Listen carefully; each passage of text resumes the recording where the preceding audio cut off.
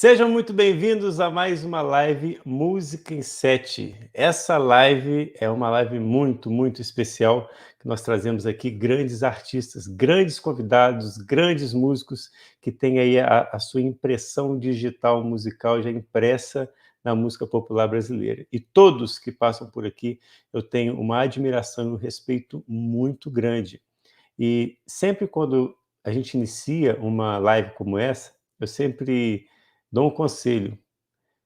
Na verdade, eu não falo isso todas as lives, mas é sempre bom guardar, você ter do lado aí um papel, uma caneta ou um caderno, porque esses convidados, eles têm estrada, têm experiência, têm uma visão diferenciada da música. Então, às vezes, uma frase, uma menção que o convidado fala durante essa live pode te adiantar aí anos e anos de vida musical, pode te adiantar. Então, eu sempre aconselho ter um lápis, um papel aí do lado, para vocês não perderem nada. Então, gente, hoje nós temos um convidado muito especial, como eu falo com vocês, que é um baixista que toca com todo mundo. Vocês vão conhecer ele, vai saber de onde ele veio, como ele se alimenta, como surgiu. Então, quero convidar aqui, com muita felicidade, Bruno Aguilar. Alô! Ah, deu certo! Deu certo. Me ouve bem? Te ouço bem, Bruno. Seja muito bem-vindo, viu, à nossa live, e é uma felicidade muito grande. E já quero te agradecer por você ter aberto aí a sua casa. Você está numa casa aí agora em Ubatuba, não é isso? Isso, litoral de São Paulo, isso. Litoral de São Paulo. E quero te agradecer, viu, por você abrir esse espaço e esse tempo com a gente. Ótimo, eu que te agradeço. Fiquei feliz com o convite. Várias pessoas que eu admiro passaram por aqui, né? Gente que eu toco, gente que eu já toquei, pessoas distantes, mas que eu tenho muito respeito. Maravilha. É isso. Ô, Bruno, vocês estão vendo, gente, que tem um barulhinho de chuva. Ali está chovendo. E ele fala que em Ubatuba chove muito. Chove muito, né, Bruno? O apelido aqui é Uba-chuva, informal. Chove muito Uba-chuva. mesmo. E você está entrando num outro ramo que a gente já vai chegar nisso, mas só para fazer uma introdução, você é um músico prático, toca com muitas pessoas, mas você está entrando num ramo musical, na área de trilhas sonoras, não é isso? Isso. Vou falar um pouquinho, conforme for a gente volta, depois Sim, chega aqui não, de novo. Não, já a gente vai falar disso. É porque eu falei da chuva, né? E a chuva é uma trilha sonora, na verdade é isso. Isso. Eu tenho, em função da pandemia, quer dizer, na verdade uma coisa puxou a outra. Eu comecei com a história do meu disco, meu primeiro disco solo, que foi lançado agora há um mês e meio. Eu sempre tive desejo de fazer trilha, fiz algumas coisas, não muitas, eu sempre fui mais da performance, né, ao vivo, estúdio também. E aí gravei meu primeiro disco ano passado, foi lançado agora há um mês. E um barato, assim, em função do disco, muita gente, as pessoas ouvindo, e aí gente conhecida, amigas, ouviram e me convidaram a fazer trilhas para vários segmentos a partir do disco. Não só usando trechos do CD, como também me encomendando músicas, né?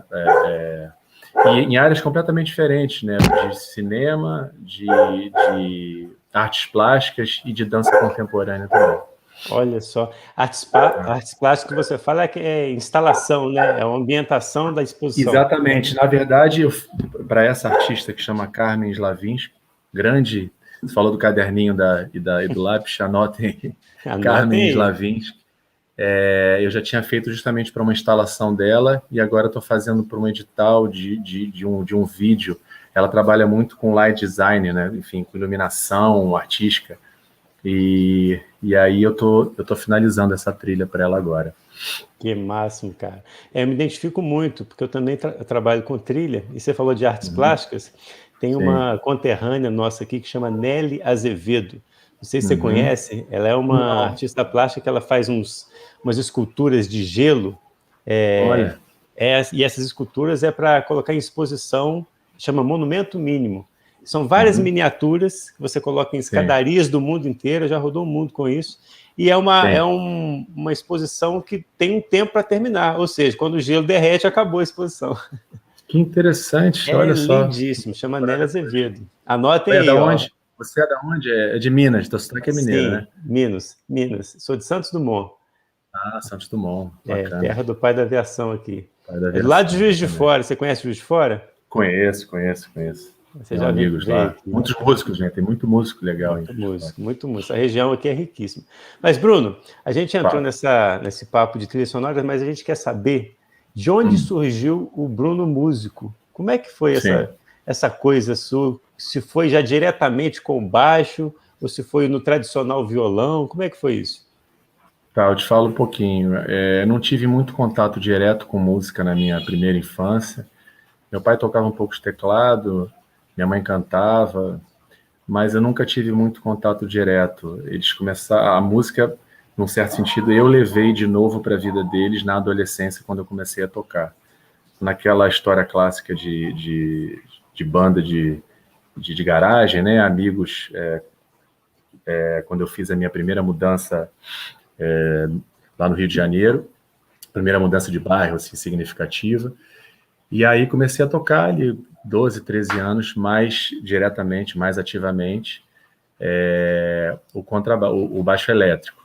Mas um pouquinho antes disso, meu pai já tinha me colocado para fazer umas aulas de violão. Ele gostava muito de bossa nova, de samba. E aí, na verdade, eu comecei com o violão e logo em seguida passei para o baixo elétrico. E aí comecei a tocar, a estudar. Entrei para um curso bem significativo lá no Rio que existia, que chamava Musearte. O José Stanek, gaitista, era um dos diretores. Passou muita gente legal nesse curso, Bernardo Bozizio, a Cacá Assad, Clarice Assad, o Arthur Dutra, e muitos workshops de muita gente legal, professores bacanas.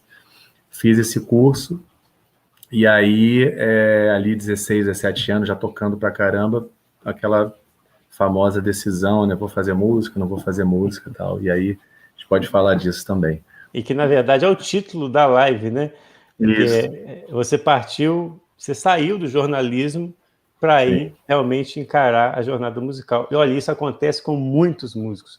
O Marcelo Martins, você conhece o Marcelo era para ser dentista. Ele cursava e em determinado momento ele falou assim, não, isso aqui não é para mim não, eu vou ir para a música. Como é que foi essa sua decisão? Porque você estava cursando também, não estava? Sim, eu fiz uma história bem legal, assim, que na verdade eu não troquei, né? As coisas estavam paralelas, eu já vinha tocando a adolescência inteira, e, enfim, acabei entrando para a faculdade muito por conta da música. Fui fazer comunicação em função da música, radialismo, a história da música, que eu adorava, e também porque eu sempre tive interesse por outras áreas, né? Então, os primeiros anos da faculdade de comunicação foram maravilhosos, na verdade. Tinha antropologia, tinha sociologia, cultura brasileira, realidade socioeconômica, de não sei das quantas. Professores incríveis. Uma faculdade chamada Hélio Alonso, lá no Rio de Janeiro. E tocando, em paralelo, tocando e tal. Na faculdade de comunicação também tinham músicos bacanas, o Murilo Orelli, que é um grande percussionista. Na faculdade foi onde eu tive meu primeiro trabalho, que eu chamo de profissional, onde eu ganhei um dinheiro legal, com uma cantora muito legal que chama Lucina, cantora-compositora, muito importante aqui para a música independente do Brasil. E foi lá, cursando a faculdade, que eu comecei a tocar com ela. E aí a história interessante foi isso. Quando a faculdade justamente começou a ficar muito técnica, muito chata, matérias que eu odiava, marketing, blá, blá, blá, as matérias bacanas que eu curtia de humanas já tinham ficado para trás naqueles primeiros anos. Isso eu já estava ali no terceiro ano de faculdade, sexto período mais ou menos. Quando começou a ficar insuportável e a música começou a dominar o campo geral, já não tinha mais paciência para ir para a faculdade. Eu abandonei a faculdade, nem tranquei, abandonei. Isso foi final de 98, e o legal da história é que abril de 99, eu recebi o convite para participar de umas primeiras oficinas do Tiberias Warg, que, para quem não conhece, é um contrabaixista do Hermeto Pascoal há mais de 40 anos, compositor, arranjador.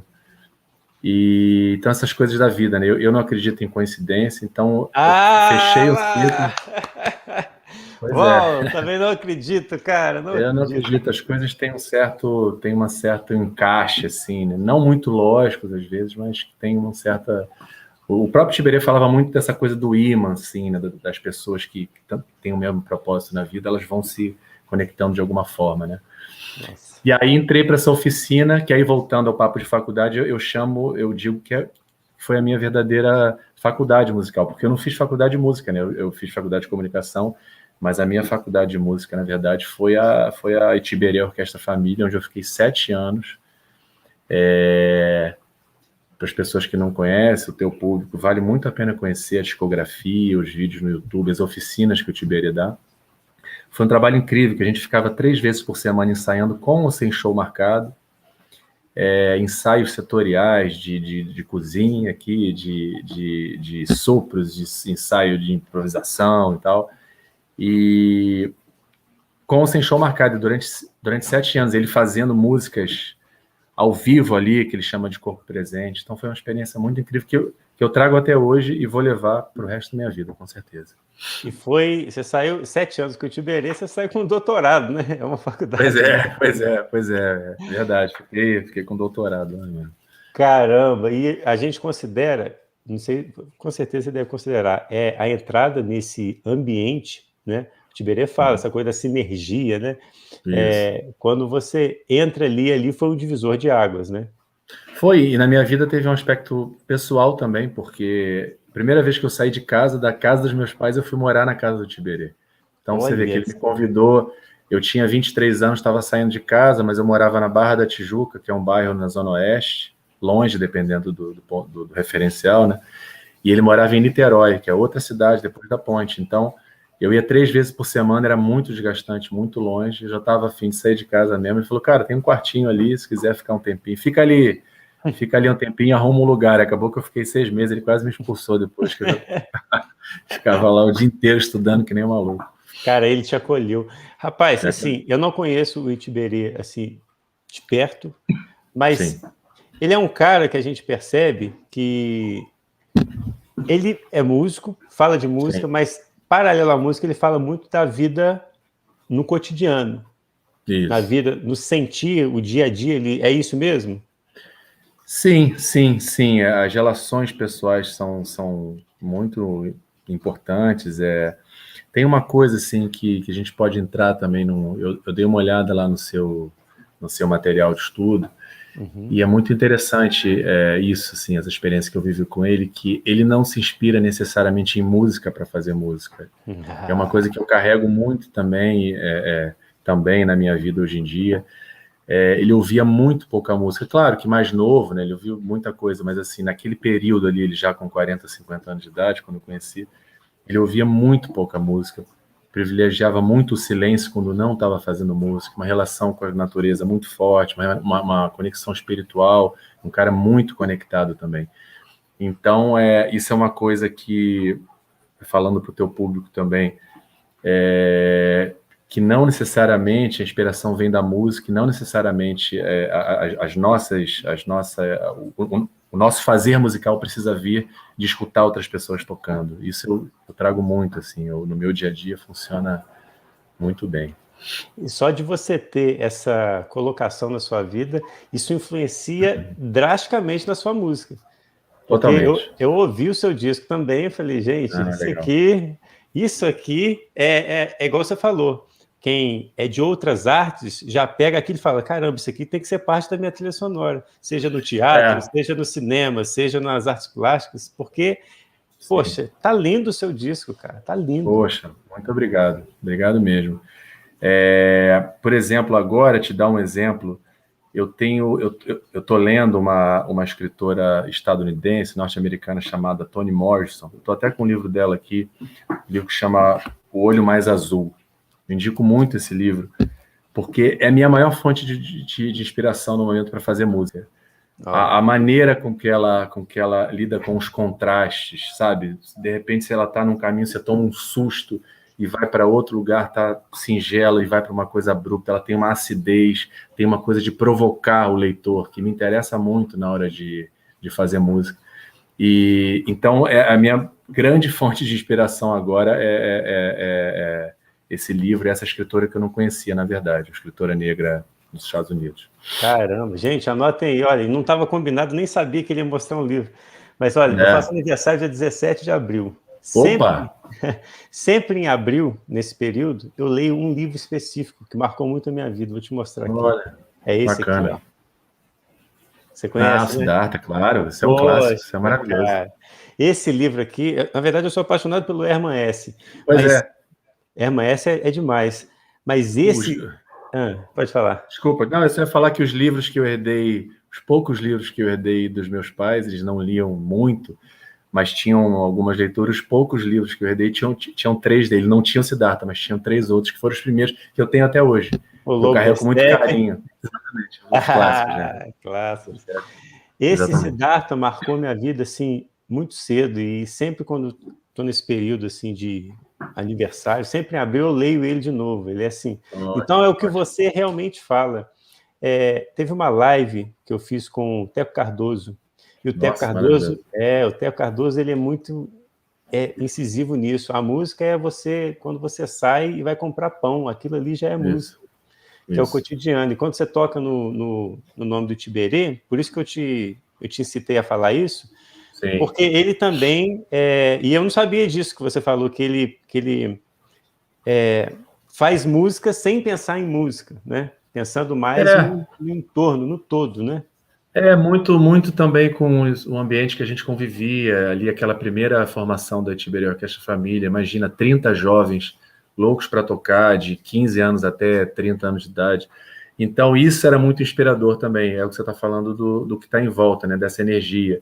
Então ele compunha música para cada um, conseguia colocar músicos de habilidades muito diferentes, tempo de voo, que ele chamava, um começando, outro já mais experiente, botava para tocar junto. Então isso tudo é fonte de inspiração também, né? Com certeza. Que máximo. Aí, se a gente começar a pensar nisso, ô Bruno, a gente percebe que esses caras, Hermeto Pascoal, o Itiberê, eles precisam do convívio ali, por isso que eles ensaiam praticamente assim, ou todo dia, ou 3 vezes na semana, porque é esse convívio que faz tudo aflorar. É isso mesmo? Sim, isso, exatamente. Esse convívio que acaba se tornando muito pessoal também. Tinha uma frase clássica do Hermeto, que eles então, o grupo do Hermeto ensaiava, né, 5 vezes por semana, o ano inteiro, e os arranjos muito difíceis, mas ele falava, a gente ensaia para ensaiar, não ensaia para tocar. Na hora do palco, é claro que você vai tocar o arranjo, mas não é, entendeu? A energia, enfim, você se coloca num estado de liberdade, de escuta com o outro, para criar outras coisas na hora também. Então, não necessariamente para tocar da mesma forma que você vinha tocando, né? Então, isso é um aprendizado muito bacana também, um estado. E outro assunto também que eu vi lá, enfim, a coisa da improvisação, é um assunto que me interessa muito, apesar de eu não me julgar um especialista, nem dou aula, por exemplo, de improvisação, que eu tenho muito respeito por esse assunto, mas eu sei que eu sou um improvisador, eu gosto muito desse assunto, e eu vejo muito isso, assim, acho que a premissa, assim, de um improvisador é se colocar num estado de... Eu vejo muitas lives, o pessoal fala muito de notas certas, notas erradas, escalas. Legal, tudo isso é muito importante. Mas um estado interior que você se permite a coragem de errar, de criar realmente na hora, e especialmente uma conexão com quem você está tocando, esse bate-bola, isso, cara, eu vou te falar, são poucos e poucas, não são, sabe, não tem muita gente que se coloca nesse lugar, que é um lugar de coragem de você assumir o erro, aceitar o erro, construir outra coisa a partir disso, né? Então, isso é uma ferramenta, é uma lição, uma ferramenta que eu carrego muito assim, né? Um estado de, se colocar num estado de improvisação. Como é agora que a gente está fazendo aqui, né? A gente combinou praticamente nada, como é também voltando para a vida, quando a gente vai para a vida, né? Como é que a gente lida com essas relações do dia a dia, né, conturbadas, a gente vivendo num mundo difícil, pandemia, como é que se faz aqui é a hora de eu tirar o time, é a hora de... Acho que tudo isso é música, né? Tudo é música. Aqui, essa live é sem script. Gente, olha onde que a gente está indo. A gente nem scriptou isso, não tem nada disso. E quando você fala, Bruno, que são poucos, muito poucos, que Sim. você sente que improvisa dessa forma, eu vou citar um nome aqui, e se eu errar, você me fala. Mas a Joana Bom, Queiroz é assim, não é? sim, sim, sim. Caramba, quando eu vejo ela é dessa forma que você caracterizou aí. Isso, isso. A Joana, para quem não sabe, não conhece, gravou no meu disco, por isso que também você está lembrando, é uma Uhum. clarinetista, compositora, arranjadora, e é muito bacana. Ela se coloca nesse lugar de um estado de improvisadora, sabe, de improvisação, assim, que realmente está disposta a correr risco. Acho que É esse era o isso. termo que estava me faltando, correr risco, cara. E isso não precisa ser necessariamente na improvisação, você compondo. Esse meu disco, por exemplo, você pode não gostar, você pode achar isso aqui, aquilo ali, mas eu procurei correr, sabe, correr esse risco. Isso que eu acho muito importante. O grande risco, você já começou no título, no título do É, álbum. exatamente. Já é Já é um risco tremendo. um Ó, vou risco. falar aqui, ó, vou Exatamente. tentar falar. Ó. Fala aí. Anso Gokun Ferregonar Soltê. Não sou Goku, Ferregonar, soltei. Soltei. É isso aí, perfeito. Falou Isso são, direitinho. isso são as iniciais de uma frase, correto? Resumindo a história, então Como é que vamos entrar foi no isso? disco. Exatamente. É o seguinte: esse disco, enfim, já vinha querendo fazer ele há algum tempo. Sempre fui, como a gente falou, mais instrumentista do que compositor. Sempre toquei muito com as pessoas e pessoas que nossa, muita sorte. Claro, a gente joga energia para o mundo, mas também tem uma dose de sorte, né? Tocar com gente que você admira. Então, isso também, no certo sentido, sempre me afastou um pouco da composição por estar tocando com as pessoas. Mas senti vontade de um tempo para cá de fazer esse disco, não tinha tempo, viajando, ensaiando, até que a pandemia me deu essa oportunidade. Enfim, em casa, trancado em casa, respeitando, né, esse momento sanitário difícil, não me expondo, não expondo as pessoas. Eu resolvi, chegou a hora. Eu já vinha fazendo shows com o meu trabalho, deixa eu fechar aqui o WhatsApp. E já vinha num duo com o Adriano Souza, que é um grande pianista lá do Rio de Janeiro, que foi o esqueleto desse disco também, tanto a participação dele quanto as músicas que a gente já vinha tocando. Falei, agora eu vou gravar. E aí, cara, as histórias se cruzaram, porque tanto musicalmente, tanto a minha história pessoal, eu já vinha há alguns anos fazendo essa pesquisa, da onde eu vim. O meu sobrenome é Ferreira Aguilar, né, origem Olha, espanhola e portuguesa. Eu já vinha pesquisando isso, eu já sabia das histórias da minha família, até meu bisavô, que era português, mas sempre, te confesso, me incomodava um pouco de ser brasileiro e essa coisa de português e espanhol no nome. Pô, mas será que não tem um índio aí nessa história? Será que não tem um negro lá para trás? Esses cruzamentos que o Brasil tem, essa história maravilhosa do Brasil de tantas informações de lugares diferentes. Então, comecei essa pesquisa interna da minha família. Junto com isso, na pandemia também terminei de ler As Veias Abertas da América Latina, do Eduardo Galeano, que é um livro obrigatório para quem quer conhecer a história do Brasil, a história da América Latina, uma história real, uma história que teve muita violência, né, muita violência com os negros que vieram, com os povos originários daqui. Então eu fiz um cruzamento dessas buscas, a busca pela história do Brasil, da América Latina e a minha busca. Então, eu peguei os 9 sobrenomes da minha família que ficaram para trás. A gente vai perdendo sobrenomes, né? Eu tenho Bruno Ferreira Aguilar, mas fui deixando um monte para trás. Andrade, Alves, Gonçalves. E aí fiz um anagrama, uma redução desses 9 sobrenomes que dá nisso. Andrade, Soares, Gonçalves, Cunha, Anso Gokun, Ferreira, Ferregonar, Solteiro. Então, essa é mais ou menos a história do nome e do disco, né? O cruzamento, o disco fala muito disso, desse Brasil, esse Brasil violentado, mas também esse Brasil incrível, tão rico. Então tem Samba da Mangueira, tem Luiz Gonzaga, tem composições minhas, tem Hermeto Pascoal, uma música inédita do Hermeto Pascoal. Mais ou menos isso tudo. E olha quem comentou aqui, ó. Carmen Slavinsky, é a própria? É a própria? É, que eu falei, isso, exatamente. E aí ela já comentou, ó, Anso Gokun Ferregoná Soltê está fortíssimo. Parceiro ideal. Olha isso. Maravilha. Beijo na carne. Tem outro comentário aqui, ó. Grande prazer acompanhar este papo. É o Oli, S. Oli, você conhece? Soli, sim, é um grande admirador de música, um cara que gosta muito de música. O Bruno é um artista múltiplo, competente e talentoso. Seu CD está espetacular. Tem o Alexandre Guerra aqui. Muito bom. Legal.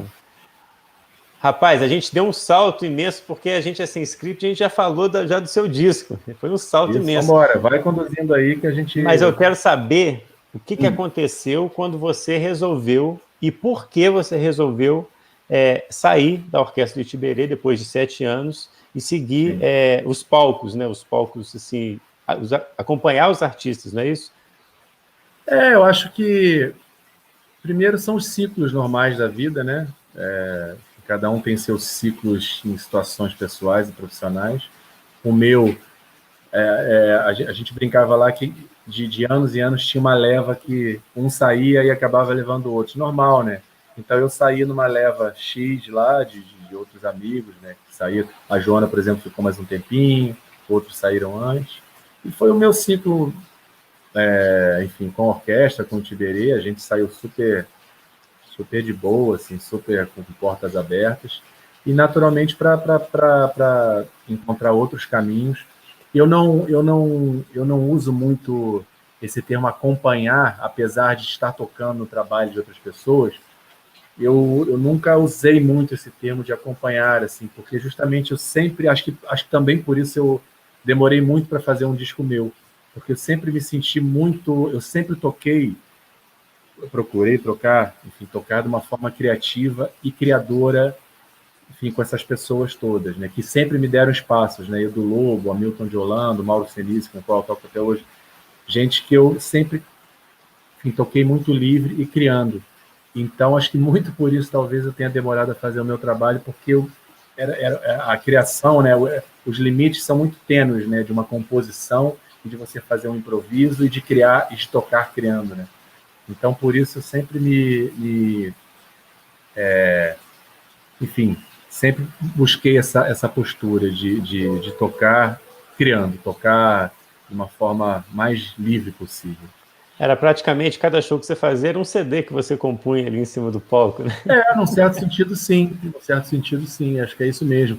Ou em discos de amigos também, a forma de tocar, né, o que é arranjo, o que é criação na hora, né, essas coisas podem ser muito misturadas, né? E você passou do baixo elétrico para o baixo acústico, que é um mundo totalmente diferente, né? Sim.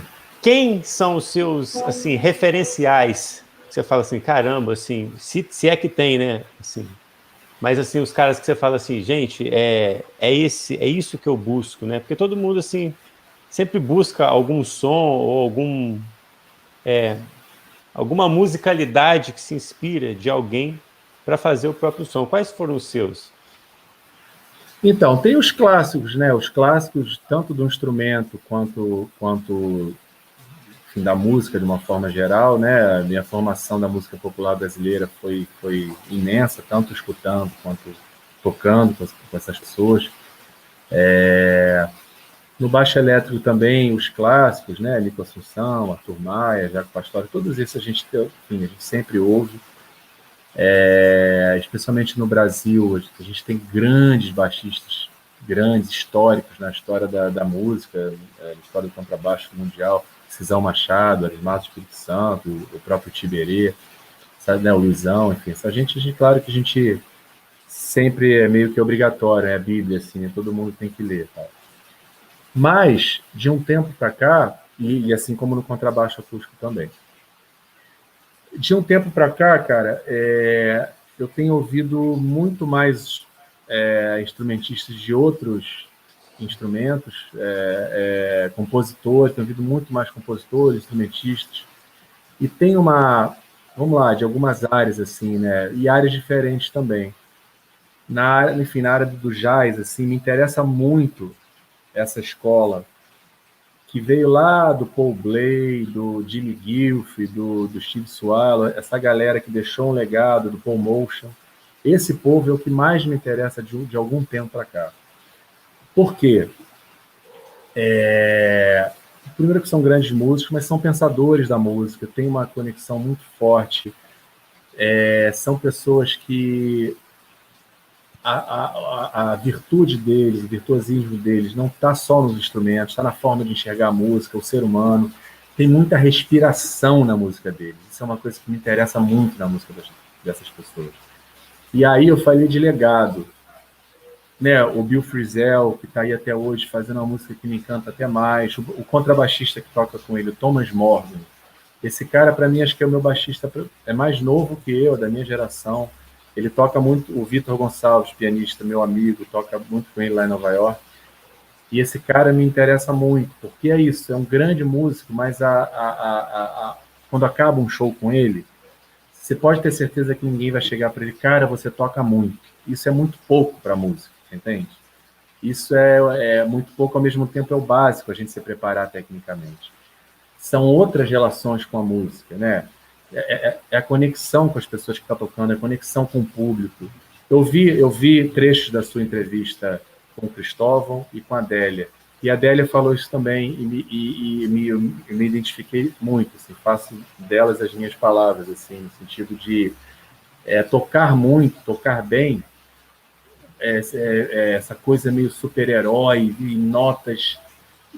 Isso funciona muito para o mercado, mas não é a música que me interessa.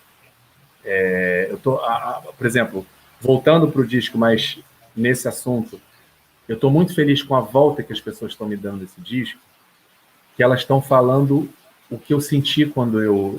Raramente alguém está falando, cara, você toca muito, nossa, você... Nada disso. O que tem voltado para mim é muita emoção, gente mandando mensagem emocionada, gente falando, cara, é corajoso o seu disco. E não é nem também bom ou ruim.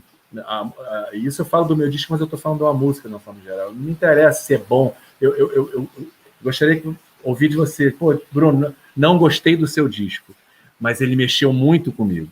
Isso é que me interessa na música. É uma coisa. Esse livro é isso. É estranho, é ácido, é uma coisa que você fica às vezes incomodado, te faz refletir. Então é isso. Não precisa ser bom nem ruim, não precisa ser grande, parabéns, você é incrível. Então, isso que me interessa nesse livro, me interessa na música, me interessa nessa cena que eu estou te narrando. Assim. O Thomas Morgan, o Bill Frisell, o Masabumi Kikuchi, que é um pianista japonês já falecido, incrível também. E por aí vai. O sentir transcende o bom ou ruim. Exatamente isso que você falou. É isso. É muito mais importante sentir do que colocar um selo, né? A lista dos bons, a lista dos ruins, a lista mais ou menos. Não interessa. Se fez sentir, se incomodou, já está ótimo. É isso. O meu poeta favorito, Manuel de Barros, ele tem uma frase que é maravilhosa. Ele fala, pensar é parede, procure ser uma árvore. Eu adoro essa frase. E a obra dele toda está baseada nesse aspecto do sentir em detrimento à lógica, né, à razão. Que, claro, é muito importante também, mas ele traz muito isso para a obra dele. E aí, só finalizando as referências, falei da cena, essa cena do jazz, que me admira muito. Na música erudita tem um contrabaixista que morreu ano passado, chamado Rinat Ibramovic, se não me engano, russo, que é incrível, falecido, infelizmente, ano passado. Tem uma mulher, contrabaixista, compositora, que também, essa eu descobri há pouco tempo, e é um assunto que também me interessa, que é a Joëlle Leandre. É uma francesa, não sei se você conhece, está aí fazendo música, e aí já é outra área, é a área de improvisação livre, mas é livre mesmo. Vamos começar um concerto agora, não sei o que eu vou tocar, e é isso, 40 minutos, ela sozinha, ela como guitarrista, E essa mulher, cara, por favor, procurem, eu conheci há pouco tempo, Joëlle Leandre. E me interessa muito a obra dessa mulher, ter conhecido essa mulher, compartilhar isso com vocês, porque, primeiro, é uma grande contrabaixista, é uma mulher que é corajosa, que realmente se arrisca mesmo, a improvisação dela é improvisação mesmo, se coloca ali, ela canta também, então canta, faz uns ruídos, toca contrabaixo. E me interessa muito também trazer esse assunto, que a gente até falou isso um pouquinho quando você me convidou, porque essa mulher, cara, eu perguntei para vários contrabaixistas de música de concerto, de música erudita, vários músicos de música eletrônica, eletroacústica, e ninguém conhecia. E eu falei, bingo, cara, tem uma questão de gênero aí, sabe, também, no sentido de essa mulher, que ela tem uma discografia, disco solo, o nome dela, 30 discos, mais de 30 discos. Que isso? Grandes compositores de música eletroacústica escreveram para ela, e o Zorn e outros, enfim, pouca gente no Brasil não conhece. Por quê? Eu acho que tem um assunto aí, sabe? E é uma pauta que eu trago para a minha música, a música que eu procuro fazer também. Assim, me incomoda muito eu tocar com muito mais homens do que mulheres. Eu acho que é um assunto que a gente tem que estar, sabe, falando muito, formar uma formação de instrumentistas, de cantoras. E para isso a gente chega no dia a dia, né? Compartilhar as tarefas, compartilhar a vida de uma forma mais justa, né? Não fica esse peso para as mulheres enquanto a gente trabalha e se diverte. Isso já foi, isso é passado, e a gente está no momento olhando muito para isso. Isso, a ponta disso é chegar em novas compositoras, novas instrumentistas, e tem uma cena muito bacana aqui no Brasil, no Rio de Janeiro, Ilessi, a Joana, a Aline Gonçalves, tem muita mulher fazendo música muito, muito bacana aqui no Brasil. O ano passado eu entrevistei a Cíntia Piscin, que é uma saxofonista, e a Cíntia, o marido dela também é músico, também saxofonista, multi-instrumentista. Uhum. E aí ela falou na live que sempre quando o marido dela indicava ela para tocar no lugar dele, eu não posso hoje, mas a minha esposa vai. Quando ela chegava no lugar para tocar, as pessoas já olhavam ela assim meio que, nossa, o cara mandou a esposa para tocar, como é que é isso, né? Aí na hora que ela tocava, ela era muito engraçada, ela falava, quando acabava o show, eles pegavam o telefone, ligavam para o meu marido e falavam assim, não precisa voltar mais não. Pois é. Então tem esse preconceito inicial que a gente carrega aí no palco. É estrutural, não é meu nem seu, é uma coisa que está na sociedade e cada vez mais a gente precisa lutar por isso. Teve um avanço muito grande dos anos 2000 para cá, e aí tem toda uma política conservadora agora, esses governos de agora super querendo voltar, mas a gente vai para frente, nesse e em outros aspectos também. Quando você fala em tocar, improvisar com coragem, né? Você parece que tira um peso das costas do músico, porque assim, veja minha linha de raciocínio para ver se você consegue estender. Existe a estética corporal, hoje em dia, que o mercado impõe, né? A questão da beleza magra, ou cabelo liso, aquelas coisas todas, é a beleza estética corporal. E aí existe um peso em quem não é tão dentro dos conformes, dentro das formas. Quando você fala, vamos improvisar com coragem, é necessário isso, improvisar sem medo, com garra, né? E você tira meio que um peso das costas do improvisador que se espelha muito nessa estética de improvisação da música comercial, da música mundial. Isso, a gente pode fazer esse comparativo? Pode, eu vou te dar, ótima pergunta, na verdade, que ela me abre algumas janelas. É ótima pergunta, no seguinte sentido, Thiago. Eu vou trazer para cá, mas eu vou responder a tua pergunta de uma outra forma. Eu vejo muito isso, esse estereótipo, esse estereótipo estético que reflete na música. Por exemplo, em vários pontos, assim, que tem a ver com esse lugar, esse super-herói mercadológico, que não me interessa muito. Respeito, mas não me interessa. Por exemplo, a gente está falando aqui de um certo machismo estrutural que se reflete na música. Eu vejo muito isso também, por exemplo, baixistas, tá? Elétricos, especialmente.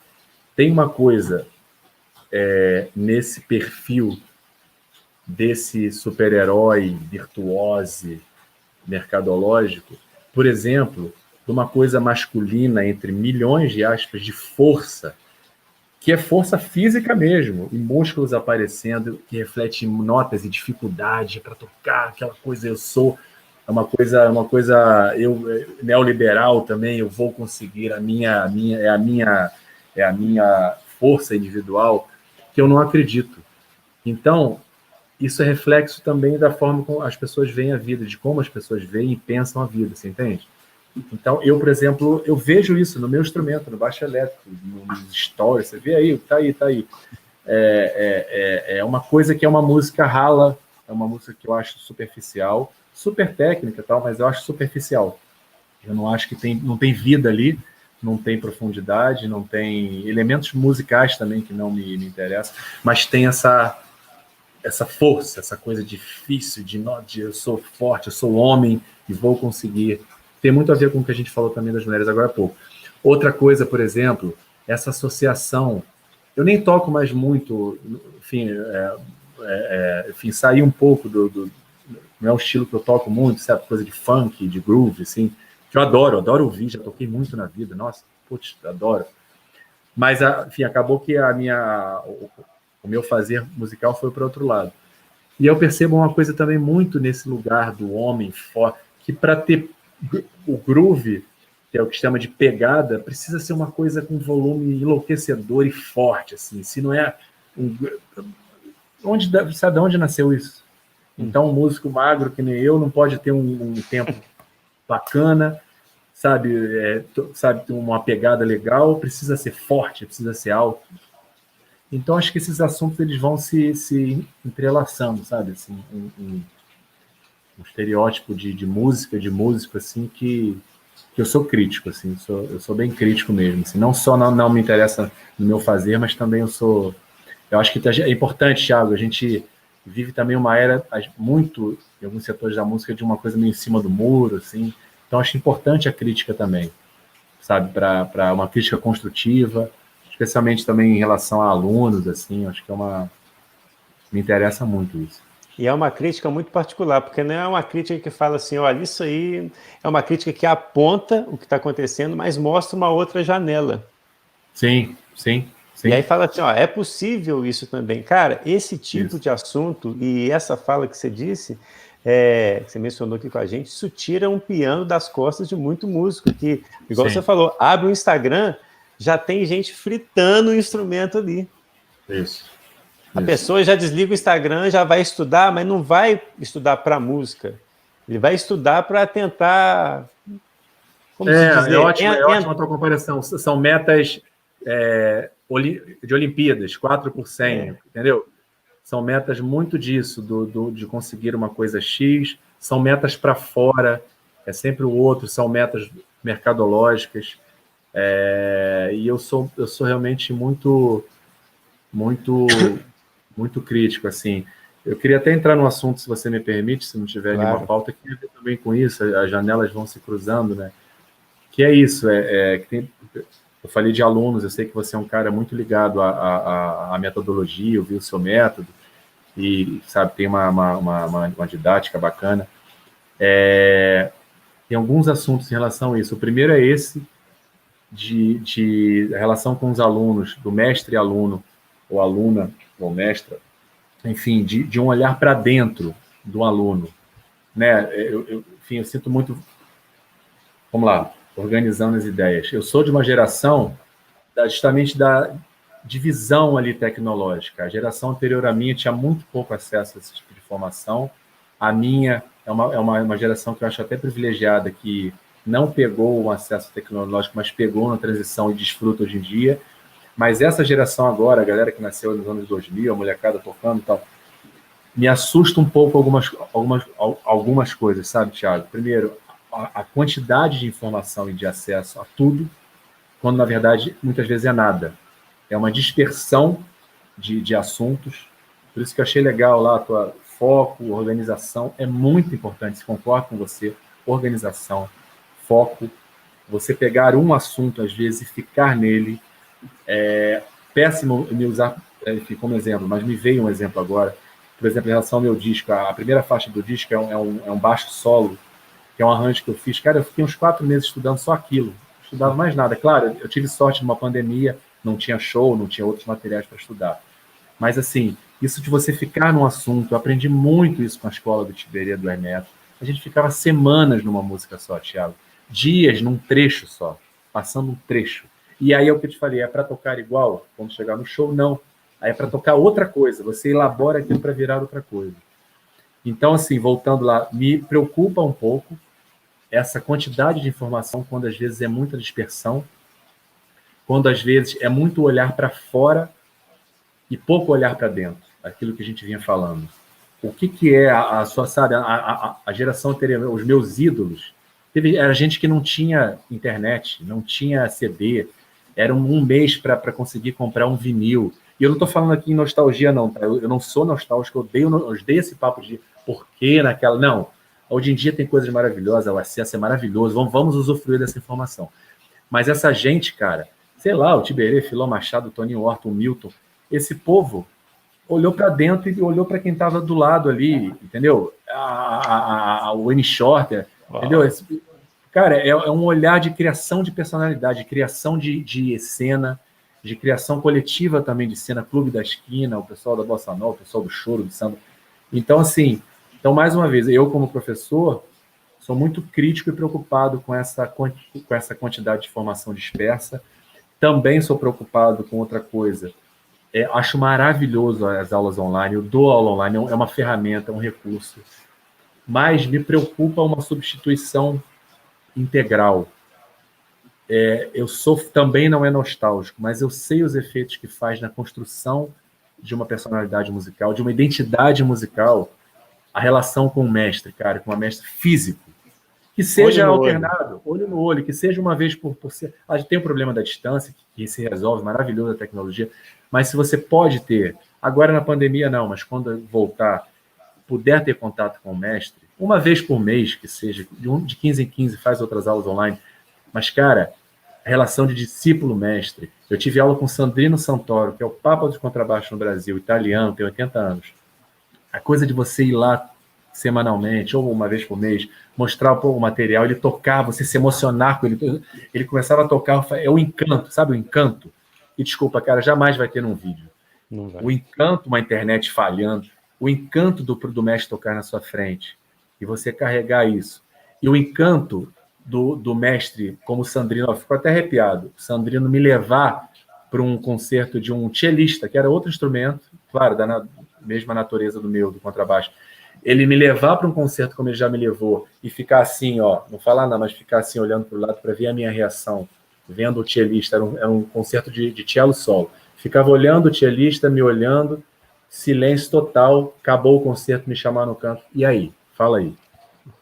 Fala aí. E eu falar, pô, achei, ele respirava alto, te incomodou? E, pô, o som dele, e a articulação dele, cara, isso é incrível. O próprio Tiberê, que eu morei também. É outra experiência. É outra experiência. É outra experiência. Então, assim como... Estou falando muito, hein, Thiago? Você me corta aí. Não, pelo amor de Deus. Esses assuntos me interessam e mexem muito comigo. E como professor, como professor, eu sou muito, muito crítico, muito apaixonado também. Isso tudo é fruto de paixão, né? De você. Então, o que eu ia falar assim? Lembrei. Então, eu trago mais uma vez a relação do disco, que tem tudo a ver com esse assunto. Por exemplo, essa relação que as pessoas, que a gente, eu também, a gente acaba entrando nesse trem de essa relação com a forma de ouvir música, sabe, Thiago? Assim, em streaming só, em plataforma só, e ninguém tem mais CD, e vinil, alguns tem, outros não tem. Então, assim, um apelo que eu tenho quase implorado, gente, ouçam o meu disco, não precisa... Eu não estou falando pelo meu disco, não, estou mais uma vez me usando meu exemplo, porque eu estou lançamento de disco, mas assim, qualquer outro disco. Então eu tenho que falar, ouçam o meu disco, pode ser em novembro, pode ser em outubro, pode ser ano que não precisa ser agora, mas tentem ouvir ele com uma certa calma, são 40 minutos só, é quase um apelo assim que eu faço, minha gente, mas tentem ouvir ele direto, de uma vez só. De preferência, beleza, ouve nas plataformas, depois o CD está chegando, o vinil vai sair um dia, mas assim, porque esse ritual, cara, ele está se perdendo e é fundamental na construção. Aí não é só do músico, não, Thiago. Eu acho que a personalidade humana, assim, sabe? Esses rituais, assim, de você parar e fazer uma coisa nesse mundo tão louco, sabe? Isso é muito importante. Então, acho que é isso. Eu quero deixar claro aqui que nem eu sabia que o Bruno era assim. Por isso que eu detesto nessas entrevistas ter script. Porque se eu tivesse um script, ia ser 12 perguntas, ele ia responder as 12 perguntas, ia dar 1 hora. Tchau, Bruno, obrigado, até mais. Sim. Mas sem o script, olha para onde a gente foi. Então, sabe o que é isso? É o tal do estado de improvisação que a gente falou lá no início. É se colocar em estado de improvisação. Cara, assim, a gente correu o risco de não ter liga. Primeira vez que a gente se falou foi hoje, né? A gente não se conhecia mesmo. Não. Podia não dar liga e tudo bem. Tem dia que o improviso é uma bosta, tem dias que tá tudo certo. Mas, assim, a gente se colocou nesse estado, né? Acho muito importante, assim, de ouvir. É uma escuta, está falando de escuta. A gente está falando do estado, de uma coragem de se colocar. Caramba, e a gente vai conduzir. É igual o improviso, não é isso, cara? É você, caraca, isso aqui ficou bom, vou por aqui, não. Exatamente. E no fundo, compor é isso, só que em tempos diferentes, né? É você escolher, são escolhas. Pô, esse caminho aqui é legal, não, isso aqui não é legal. Aí ouve uma coisa que te chama a atenção, pega aquele caminho e vai, né? E ouve no dia seguinte, achou uma bosta, mas tudo bem, vamos embora, né? Vamos para frente. Tem uma jornalista amiga minha que fala que é um risco realmente entrar numa entrevista sem script nenhum, e é o que a gente está acontecendo aqui. Sim. Não, claro, a gente se prepara minimamente, mas é bom, né, se colocar nesse lugar. Né? Cara, e tudo que você falou, eu comungo. Por quê? Eu vou falar um nome aqui, você conhece. Eu estudei com um professor húngaro que se chama Ian Guest. Maravilhoso. Maravilhoso. O Ian... muito com o Gabriel, o brinho dele. Ah, que máximo. Gabriel Ian, ele me ensinou muita coisa de música, mas ele me ensinou mais de vida do que de música. É isso. Era o cara que, igual você falou, no online eu nunca ia ter essa experiência que eu tive com o Ian. Isso. O Ian acabava as aulas e falava assim, vamos lá tomar uma sopa. Aí ali começava uma aula, que era totalmente diferente da sala de aula ali. Isso. O Ian virou assim, um grande amigo, e a gente é parceiro num choro, que se chama Uma Flauta no Choro. A gente tem um choro juntos. Legal. Ele é um amigo, assim, e é um dos caras que eu considero assim, é isso que você falou, sabe praticamente tudo da música ali, porque ele sabe muito, mas é um cara que não se prende a isso. Isso. E um cara que te mostra, ele que me apresentou o Herman Hesse, ele que me deu o primeiro livro do Herman Hesse. Então, assim, é isso. Tudo que você... Olha só, imagine se um professor é só música. Esse livro me impactou muito na vida, cara. E com certeza a minha música foi influenciada por causa dessa literatura. Ótimo, e a sua música, não é isso? É isso. O Ian, é legal, né? As coisas vão se cruzando. O Ian, por exemplo, eu falei da Musearte, daquele curso onde eu via vários workshops, assim, imagina eu com 16, 17 anos, o Rafael Rabelo, o Nico Assunção, um monte de gente, assim, sabe, trocando informação. E o Ian, lá no centro de música dele no Rio de Janeiro, que também foi outro centro, na mesma época, muito importante para a música do Rio de Janeiro e para a educação musical no Brasil, eu fui também. Toda semana tinha um workshop lá no centro dele. Lá eu vi o Pascoal Meirelles, que depois eu vinha tocar, vi o Nico Assunção também lá, vi um monte de gente legal. E aí você fazia perguntas, trocava.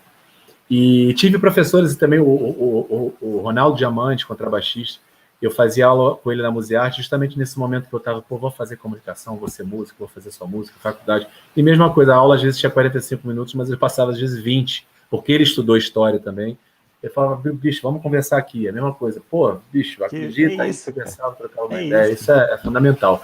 E outra coisa que você falou agora de que o livro te ajudou, é muito, está vivendo um momento muito difícil, né, Thiago? Muito conturbado politicamente também. E eu vejo muito também uma galera assim que gosta de música instrumental e que justamente no estudo, assim, eu acho assim, cara, eu acho que para a gente fazer música abstrata, música instrumental, música sem letra, a gente precisa estar muito carregado de conexão com a realidade. E o que eu vejo muito em muitos músicos, mais jovens às vezes, estudam, dominam o instrumento, as escalas, tal, não sei o quê, e é um monte de nota atrás de nota e não tem conexão nenhuma com o que está acontecendo no mundo. E isso ele pode até ser um grande instrumentista, mas nunca vai ser um artista, cara. Artista, cara, é outra coisa. Artista é outra, pode ser um bom instrumentista, tecnicamente, lê super bem, mas artista é outra coisa. Criador é outra coisa. É outra coisa. E precisa estar carregado de vida, cara. Assim. Essa mulher aqui, essa Toni Morrison, por mulher, imagina, mulher negra dos Estados Unidos, a questão do racismo, é muita vida. O livro é meio autobiográfico, mas é muita criação também. Então, assim, é muita vida, cara. Tem muita dor ali, sabe? Tem muita dor, conexão com a dor, sabe? Com a dor dos outros, assim. Então, eu penso isso, essa coisa, vai estudar 12 horas por dia trancada num quarto e abstrair da realidade, isso, para mim, já foi outra época. Eu vou te falar que já fiz, mas já foi. O Zé Canuto, ele fala que é o famoso Zé Colcheia, né? Sim.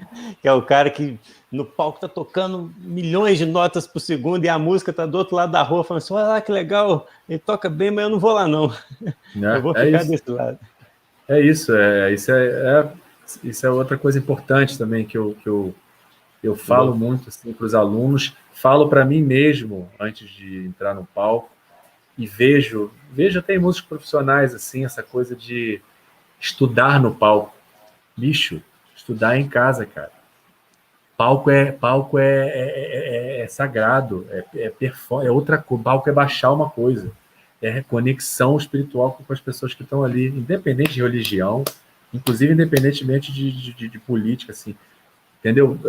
Conexão. É conexão e é para baixar uma coisa ali, é uma entidade, é outra coisa. Coisa de ficar para dentro estudando o que estudou em casa, quem não tem conexão, entendeu? Improviso, que a gente falou aqui, como é que o cara vai começar um improviso, peraí, então eu estudei aquele negócio aqui, peraí, o que o improvisador anterior te deixou? E os contrastes, e o que você está sentindo agora, entendeu? Nesse momento. Então, que a melodia te sugeriu, né? Tem tanto...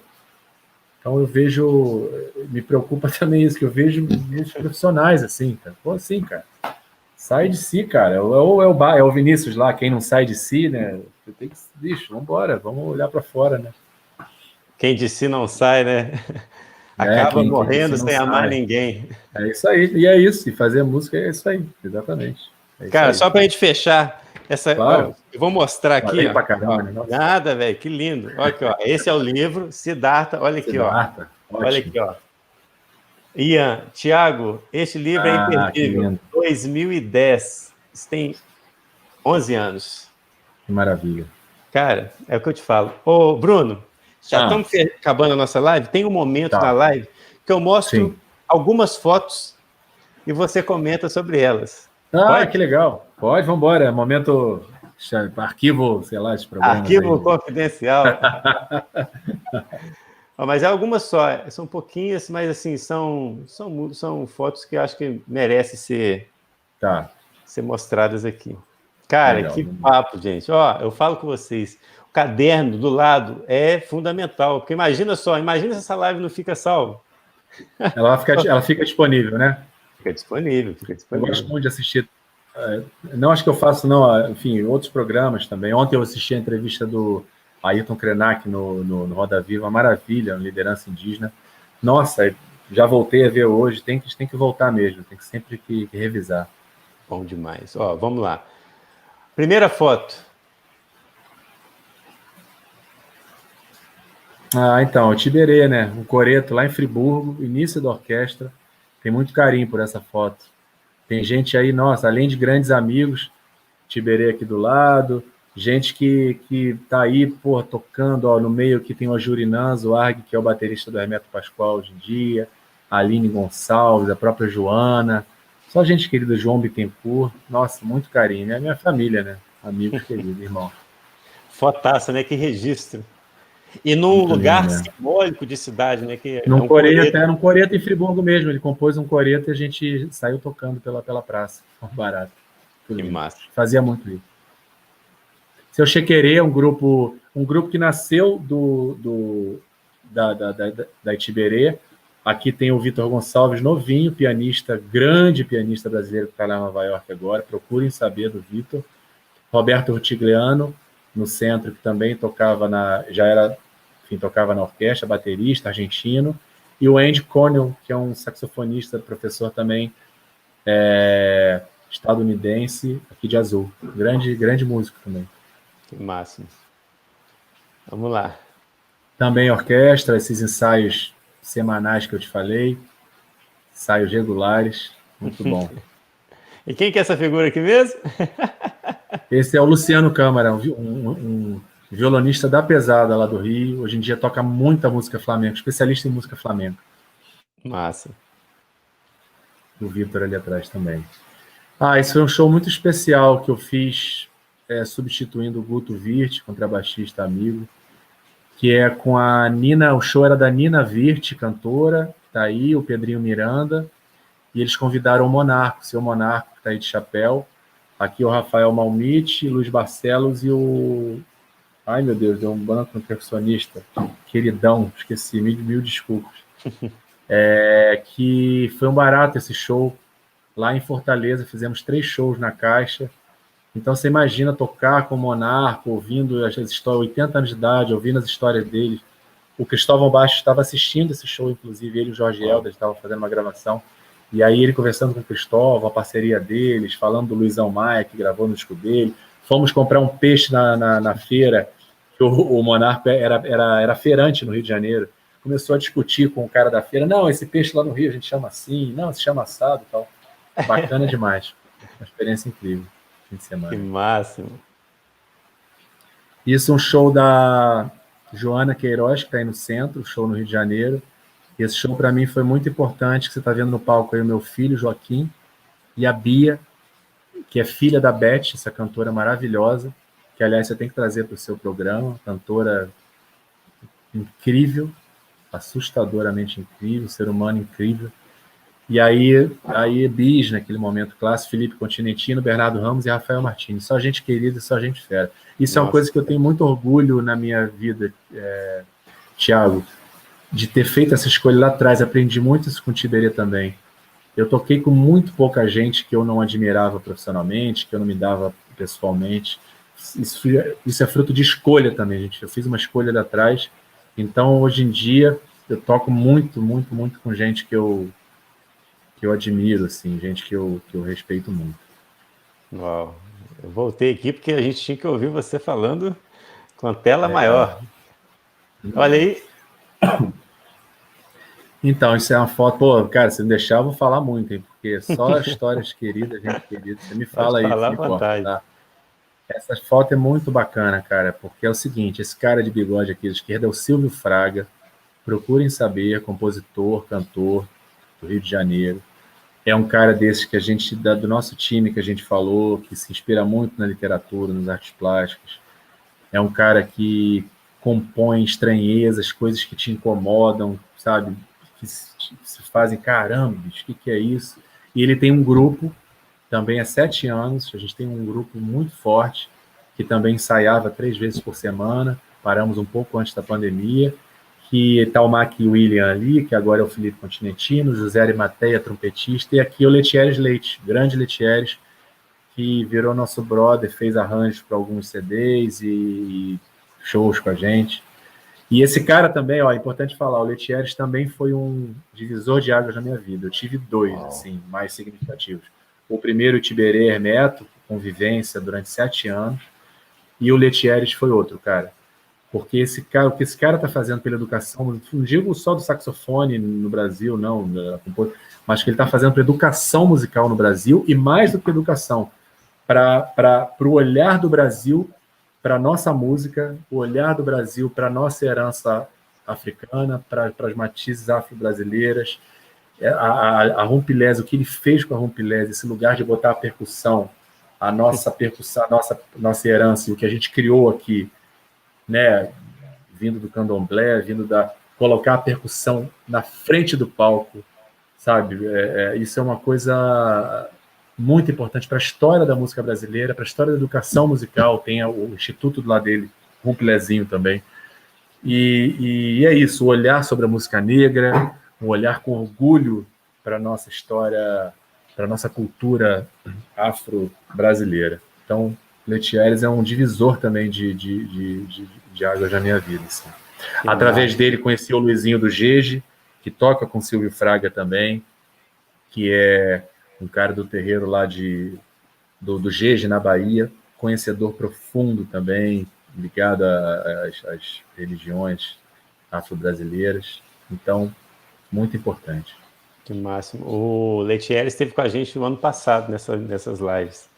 Ele é fenomenal, ótimo. Fenomenal. Fenomenal mesmo. E para encerrar, uau! Este é o filho. Legal, cara. Esse disco tá me dando muito. Vou falando, você me corta, tá? Vai, esse disco, vai. Esse disco tá me dando muita alegria, Thiago. Apesar de não ter feito show de lançamento ainda, apesar de ainda não fiz um lançamento super anos 80, assim, sem mandar para jornalistas, sem fazer pré-save, sem fazer música de single de lançamento. Mas era um disco que eu precisava botar no mundo, que já está uma história minha, que já estava acumulada de uns anos. Então, assim, eu tenho muita felicidade, muito orgulho dele, o que está voltando para mim, de resposta de pessoas que não são músicos, o que também me interessa muito, de músicos e musicistas, mulheres que eu respeito muito. O que ele está me trazendo de braços de trabalho, como eu te falei, eu estou fazendo... Acabei uma trilha de um filme, estou finalizando uma trilha agora desse edital que eu te falei, com a Carmen.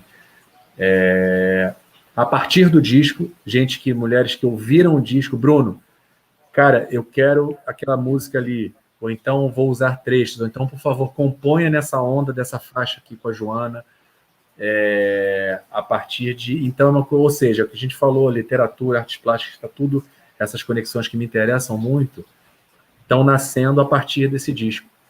Então, é isso. Estou muito feliz. Ele está nas plataformas. Ele, em breve, vai sair em CD.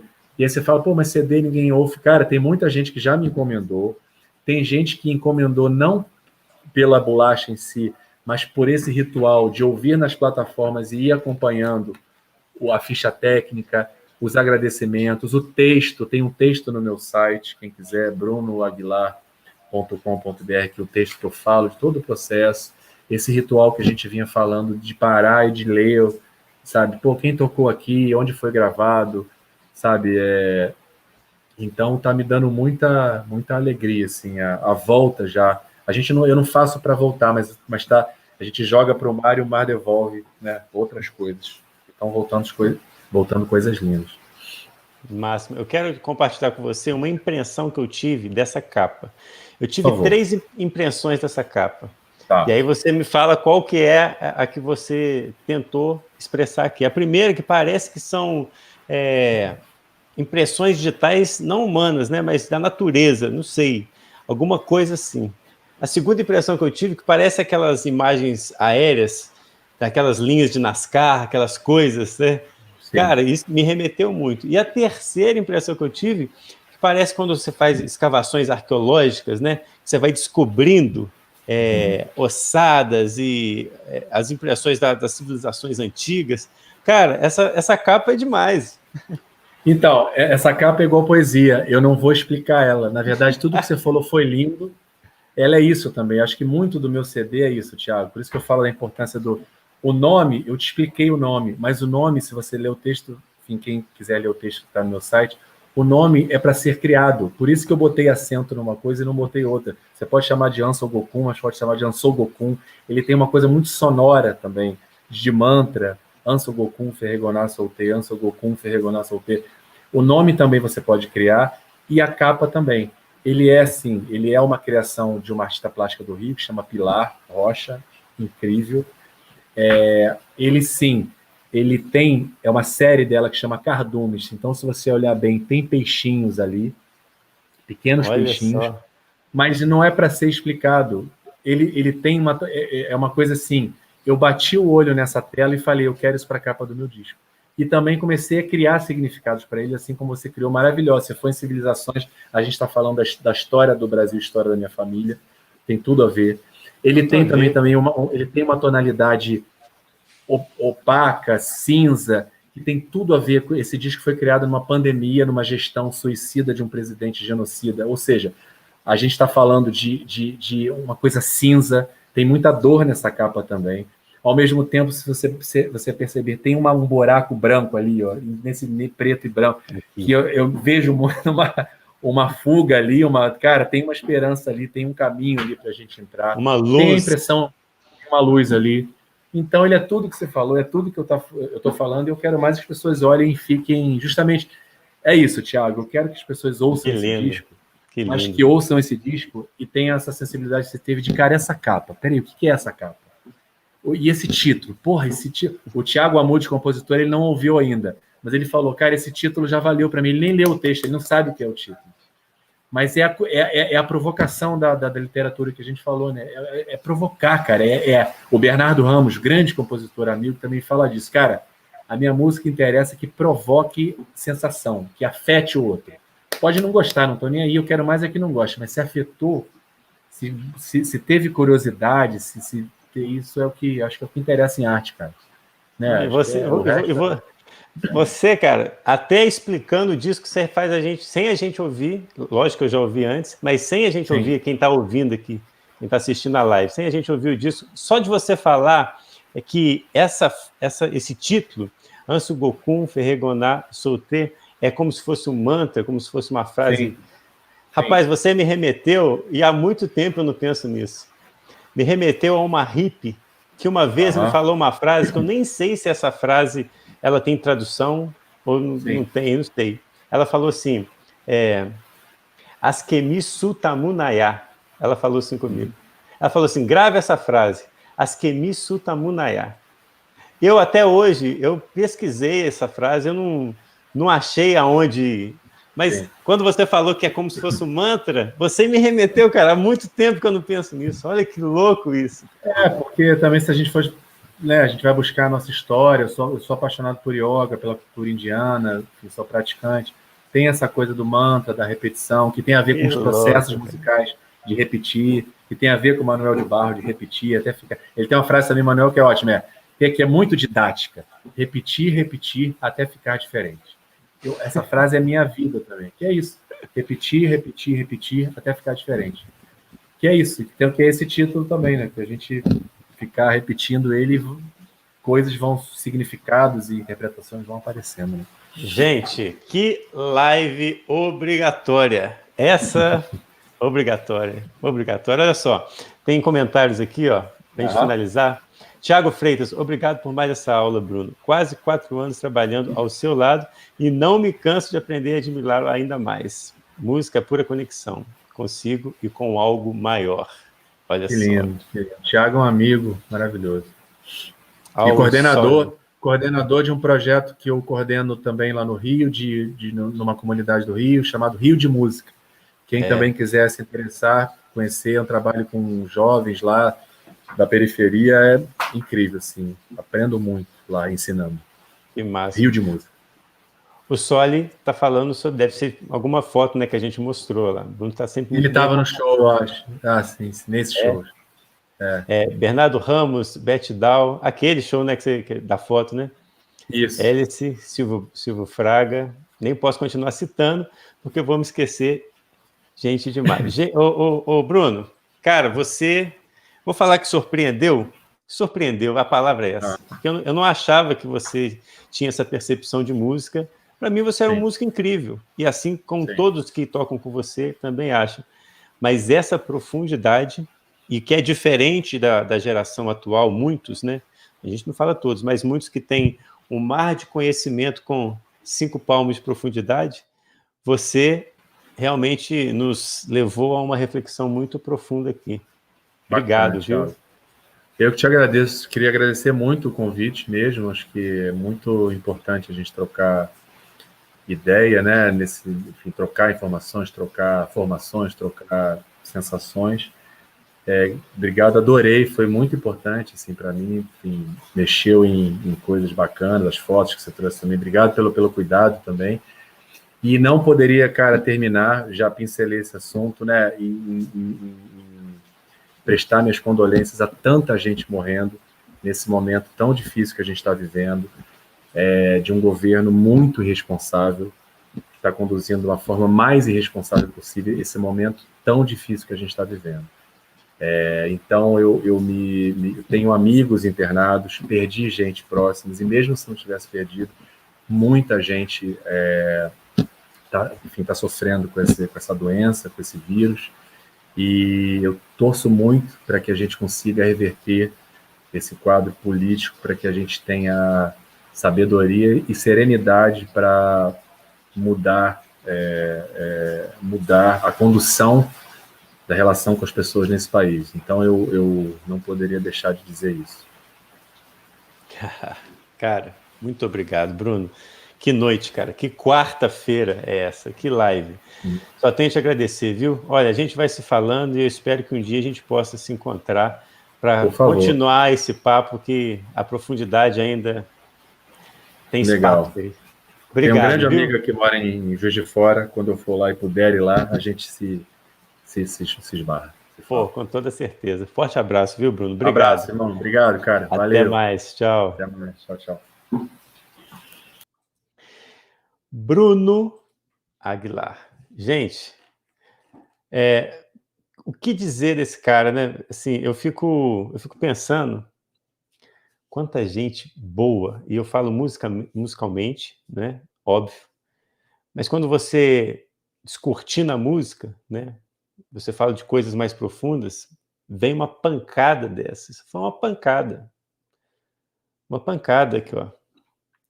Maria Lúcia, parabéns a vocês, músicos maravilhosos, a Carmen, muito boa conversa. É uma live praticamente obrigatória. Obrigatória. É de passar em telão em praça pública para ouvir essas palavras do Bruno. Agradecer demais, viu, Bruno? Muito bom mesmo. Gente, toda quarta-feira nós temos um convidado especial nessa live que se chama Música em 7. É nesse canal aqui. E se vocês acham que é importante reflexões como essa, que essas lives têm nos elucidado ainda mais, manda esse link para alguém que você acha que precisa ouvir essas palavras e tirar esse piano das costas, ou olhar para uma nova janela e... sei lá. Estou impactado com essa live. Forte. Gente, muito obrigado de coração. Vocês estavam aqui, ó. Alexandre Guerra, Carmen, William, que interagiram aqui, Tiago Freitas, o Soli, Maria Lúcia. Gente, muito obrigado. E até quarta-feira que vem, se Deus quiser. Forte abraço e avante sempre, sempre. Até mais.